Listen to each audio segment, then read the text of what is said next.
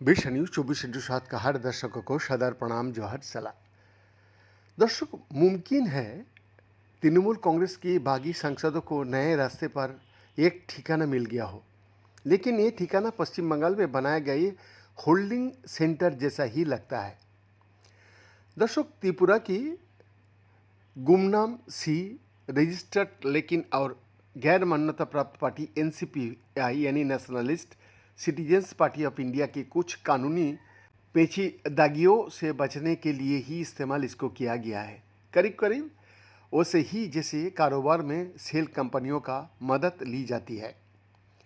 दोस्तों, कुछ सेल कंपनियां तो देर सवेरे मनी लॉन्ड्रिंग जैसे मामले का जात में भी आ जाती है। क्या मर्जर का ये मामला भी वैसा ही होने जा रहा है? संविधान और कानून के जानकार टीएमसी सांसदों के एनसीपीआई में विलय को गलत बता रहा है और सुप्रीम कोर्ट की फैसला का हवाला देते हुए पूरी प्रक्रिया पर सवाल भी उठा रहा है।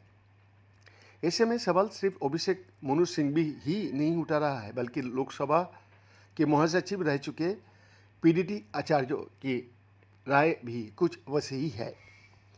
साल 1985 में लाए गए दल विरोधी कानून यानी एंटी डिफेक्शन लॉ में समय समय पर जरूरत के मुताबिक संशोधन भी होते रहा है और 2023 में शिवसेना के मामले में सुप्रीम कोर्ट का फैसला भी प्रासंगिक है।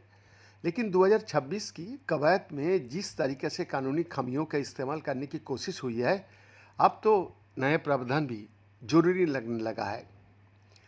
दोस्तों, लोकसभा की पूर्व सेक्रेटरी जनरल पीडीटी आचार्य ने सुप्रीम कोर्ट के फैसला का हवाला देते हुए टीएमसी सांसदों को एनसीपीआई में विलय पर गंभीर सवाल खड़ा कर दिया। एक डिजिटल प्लेटफॉर्म पर अपने एक आर्टिकल में पीडीटी आचार्य ने लिखा है, ये समझना जरूरी है कि विलय राजनीतिक पार्टी का होता है, सांसदों या विधायकों का नहीं। वो सिर्फ सहमति जता सकता है।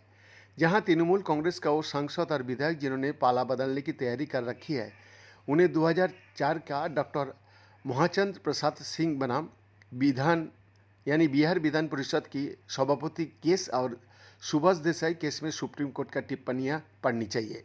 दर्शक, इस संदर्भ में पीडीटी आचार्य लिखता है, सुप्रीम कोर्ट ने दोनों मामलों में बहुत साफ कहा है।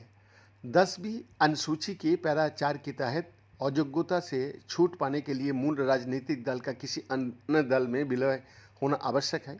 अगर कुछ सांसद या विधायक किसी दूसरे दल में जाकर शामिल हो जाता है तो उसे विलय नहीं कहा जा सकता है। वो सीधा और स्पष्ट रूप से दल बदल यानी डिफेक्शन है। बीएन का एक्सक्लूसिव रिपोर्ट।